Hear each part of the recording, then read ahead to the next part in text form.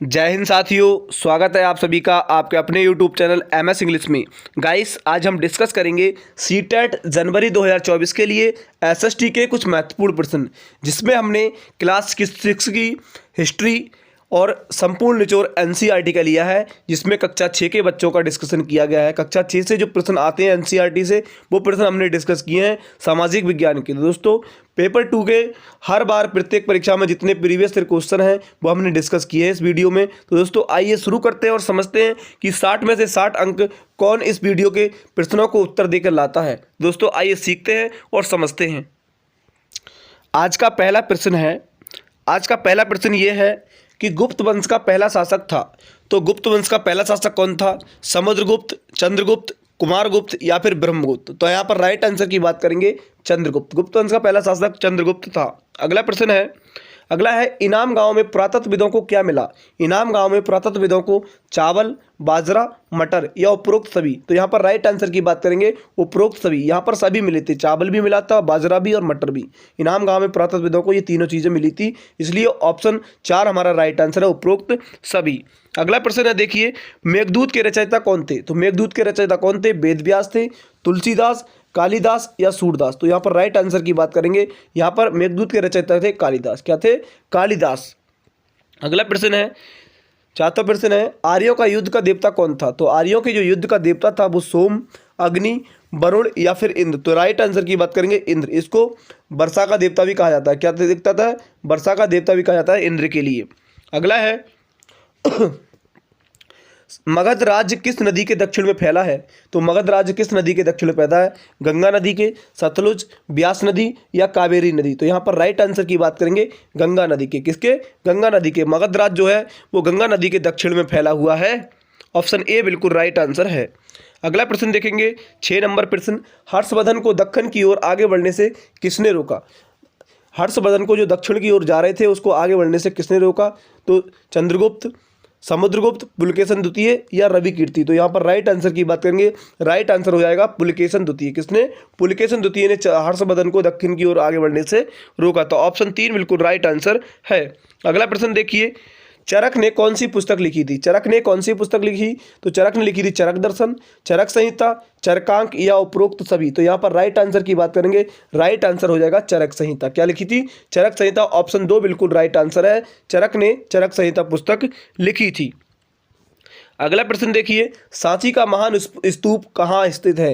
तो सांची का जो महान स्तूप है वो कहाँ स्थित है? ये 200 के नोट पर भी छपा हुआ है।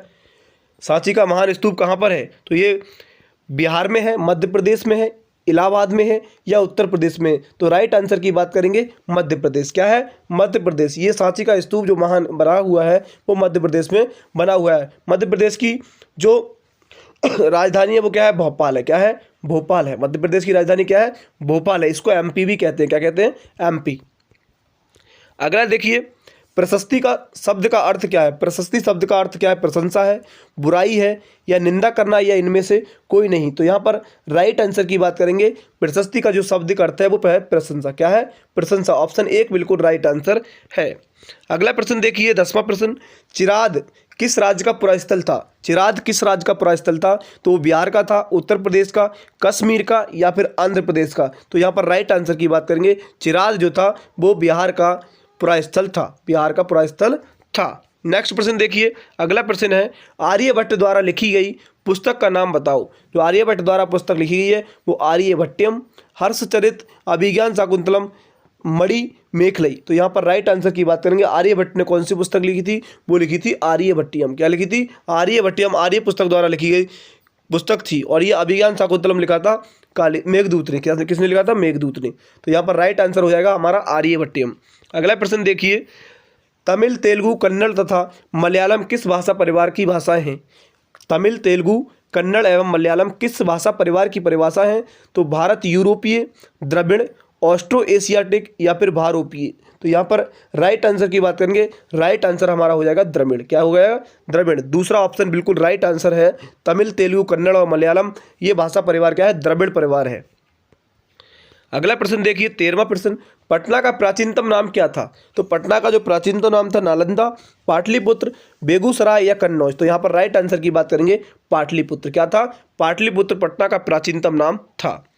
अगला प्रश्न देखिए, ईरान जाने वाले रास्ते पर बोलन दर्रे के समीप कौन सा स्थान है। देखिए ईरान जाने वाले रास्ते पर बोलन दर्रे के पास समीप जो स्थान था वो क्या था, वाराणसी, दिल्ली, मेहरगढ़ या फिर कलकत्ता। तो यहाँ पर राइट आंसर की बात करेंगे मेहरगढ़। क्या था, मेहरगढ़। ऑप्शन 3 बिल्कुल राइट आंसर है, मेहरगढ़। ईरान जाने वाले रास्ते पर बोलन दर्रे के समीप स्थान था मेहरगढ़। अगला प्रश्न देखिए, अगला प्रश्न है, एक ही विशाल पहाड़ी को तराशकर बनाए गए मंदिर को क्या कहा जाता है। एक ही विशाल पहाड़ी को तराशकर जो मंदिर बनाया गया था उसको क्या कहा जाता है, एकाश्म, एकायक, एक मंदिर या द्विकाश्म। तो यहाँ पर राइट आंसर की बात करेंगे, राइट आंसर हो जाएगा एकाश्म। क्या हो जाएगा, एकाश्म। ऑप्शन 1 बिल्कुल राइट आंसर है। अगला प्रश्न देखिए, अगला प्रश्न है, शैल चित्र कहाँ मिले हैं। जो शैल चित्र हमारे यहाँ मिले हैं वो कहाँ पर मिले हैं, मध्य प्रदेश और दक्षिण प्रदेश की, उत्तर प्रदेश की गुफाओं से, हरियाणा तथा हिमाचल प्रदेश की गुफाओं से, जम्मू तथा पंजाब की गुफाओं से, या इनमें से कोई नहीं। तो यहाँ पर राइट आंसर की बात करेंगे मध्य प्रदेश और दक्षिण उत्तर प्रदेश की गुफाओं से मिले हैं। देखिए ये प्रश्न बहुत ही इंपॉर्टेंट है, ये कई बार सीटेट की परीक्षाओं में पूछा जा चुका है।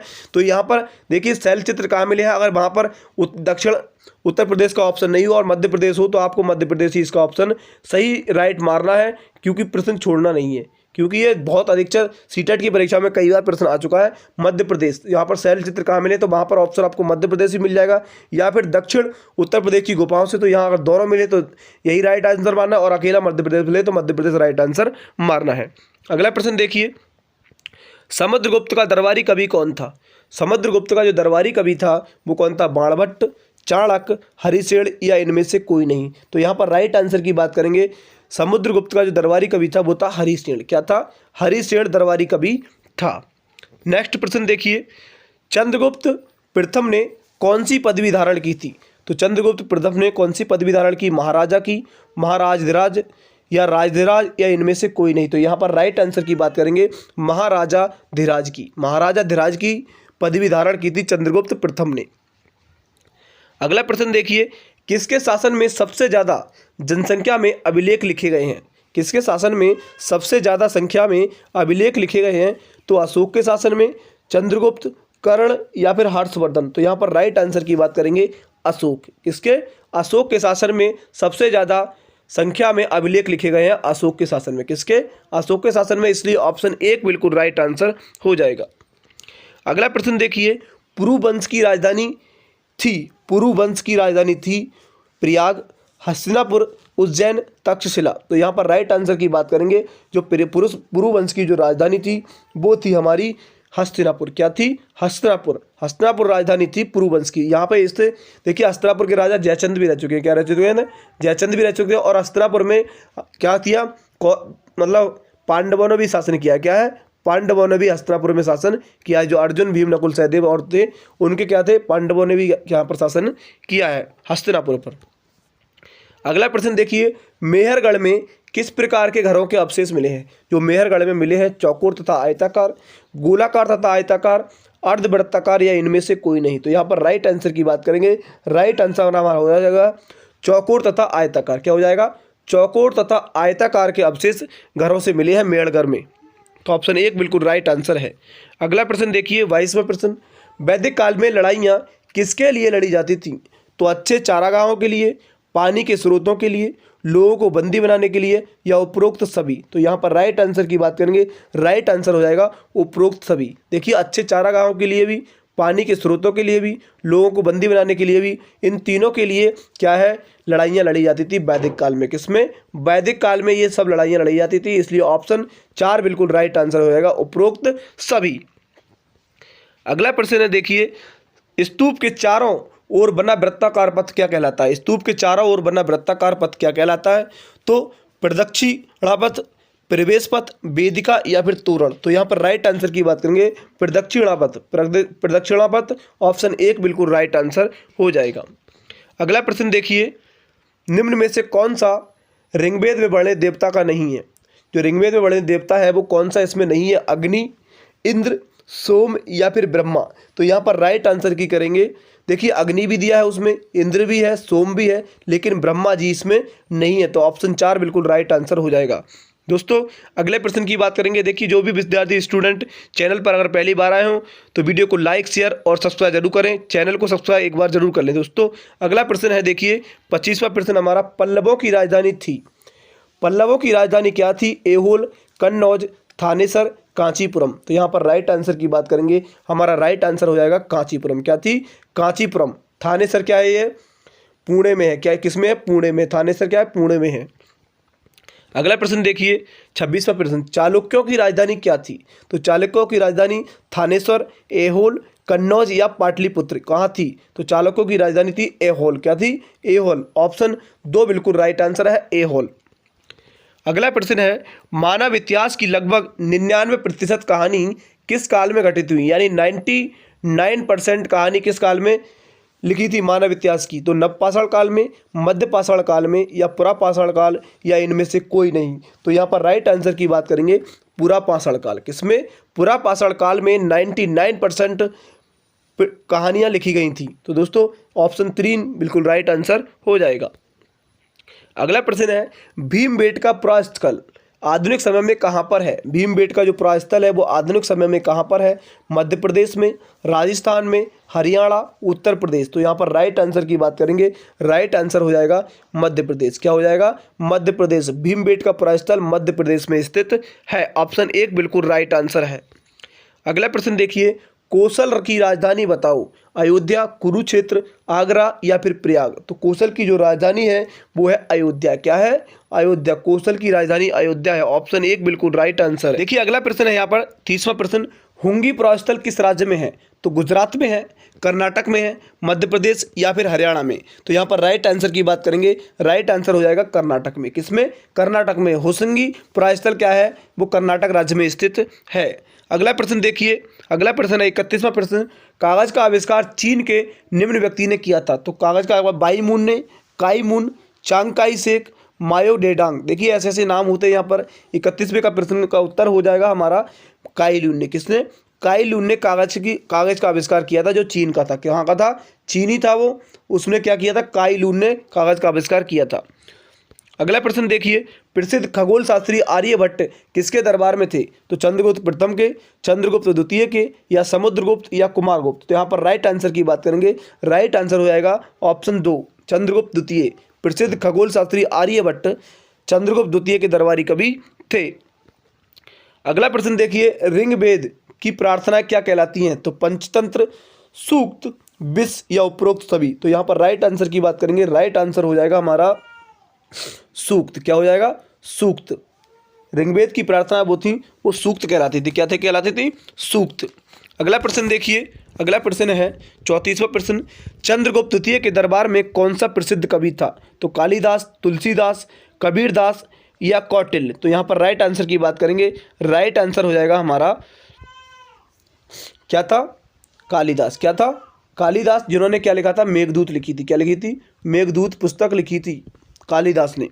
अगला प्रश्न देखिए 35वां प्रश्न है, ऋग्वेद काल में जनता या पूरे समुदाय को क्या पुकारा जाता था? दस्यु या दास, जन या तथा विष, सूक्त या इनमें से कोई नहीं। तो यहाँ पर राइट आंसर की बात करेंगे, 35वें का राइट आंसर हो जाएगा ऑप्शन 2 जन या विष। अगला प्रश्न देखिए, तमिल महाकाव्य शिलापदिकारम में किस कहानी को लिखा है? कन्नगी में, कोवलन, दुष्यंत या इनमें से एक या दो। तो यहाँ पर राइट आंसर की बात करेंगे, कन्नगी और कोवलन दोनों में लिखा गया है, इसलिए ऑप्शन 4 बिल्कुल राइट आंसर है। 1 और 2 राइट आंसर हो जाएगा। तमिल महाकाव्य शिलापदिकारम की कहानी है इसमें 1 और 2।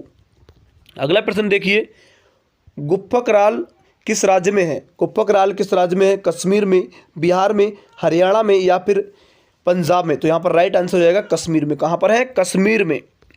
अगला प्रश्न देखिए, अपने नाटकों में राजदरबार के जीवन के चित्रण के लिए प्रसिद्ध नाटककार कौन थे? सूरदास थे, कालिदास या फिर रविदास या नागार्जुन। तो यहाँ पर राइट आंसर की बात करेंगे, कालिदास। क्या थे? कालिदास। ऑप्शन 2 बिल्कुल राइट आंसर है, कालिदास। अगला है 39वां, दाओजली हेडिंग किस नदी की घाटी में स्थित है? दाओजली हेडिंग किस नदी की घाटी में स्थित है? तो गंगा में, नर्मदा, यमुना या फिर ब्रह्मपुत्र। तो यहाँ पर राइट आंसर की बात करेंगे, राइट आंसर हो जाएगा ब्रह्मपुत्र। क्या है? ब्रह्मपुत्र। ऑप्शन 4 बिल्कुल राइट आंसर है, दाओजली हेडिंग। अगला प्रश्न देखिए, स्तूप का शाब्दिक अर्थ क्या है? स्तंभ, गुम्मद, मंदिर या फिर टीला। तो तो यहाँ पर राइट आंसर की बात करेंगे टीला। क्या है?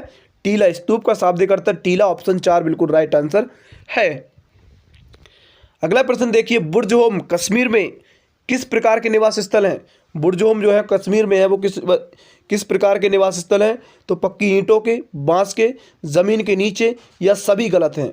तो यहाँ पर राइट आंसर की बात करेंगे, राइट आंसर है जमीन के नीचे। क्या है? जमीन के नीचे। ऑप्शन 3 बिल्कुल राइट आंसर है।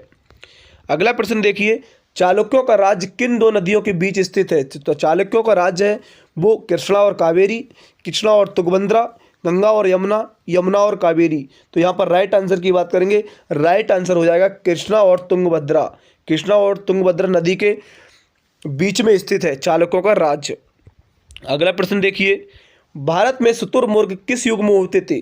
तो भारत में जो शुतुरमुर्ग होते थे वो किस युग में ज़्यादा होते थे? और होते थे मध्य पाषाण के युग के दौरान, पुरापाषाण, लघु पाषाण, या फिर इनमें से कोई नहीं। तो यहाँ पर राइट आंसर की बात करेंगे पुरापाषाण युग के दौरान। पुरापाषाण युग में भारत में शुतुरमुर्ग बहुत ज़्यादा होते थे। अगला प्रश्न देखिए, मंदिर का सभागार कहलाता था, मंदिर का सभागार क्या कहलाता था? मंडप और गर्भगृह मंजूषा। तो यहाँ पर राइट आंसर हो जाएगा मंडप। क्या हो जाएगा? मंडप। ऑप्शन 1 बिल्कुल राइट आंसर है। अगला देखिए, चालुक्य नरेश पुलकेशन द्वितीय का दरबारी कवि कौन था? तो चालुक्य नरेश पुलकेशन द्वितीय का जो दरबारी कवि था वो था रवि कीर्ति। क्या था? रवि कीर्ति।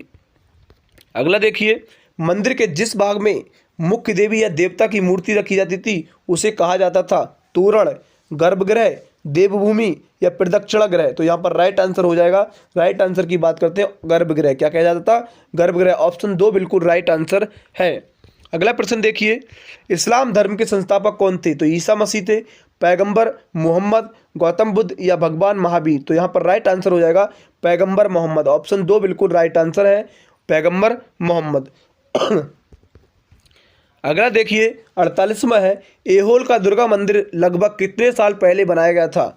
तो 900 साल, 1200, 1400 साल, या फिर 5000 साल पहले। तो एहोल का दुर्गा मंदिर जो था वो 1400 साल पहले बनाया गया था। ऑप्शन 3 बिल्कुल राइट आंसर है, 1400 साल पहले। कितनी साल पहले? 1400 साल पहले। अगला प्रश्न देखिए, मथुरा के अभिलेखों में किन का उल्लेख मिलता है? सुनारों का, बुनकरों और लोहारों का, टोकरी व माला बनाने वालों का, या उपरोक्त सभी। तो यहाँ पर राइट आंसर हो जाएगा, मथुरा में जो अभिलेखों का उल्लेख मिलता है वो उपरोक्त सभी। सुनारों का भी मिलता है, बुनकरों और लोहारों का, टोकरी व माला बनाने वालों का, उपरोक्त सभी। ऑप्शन 4 बिल्कुल राइट आंसर है।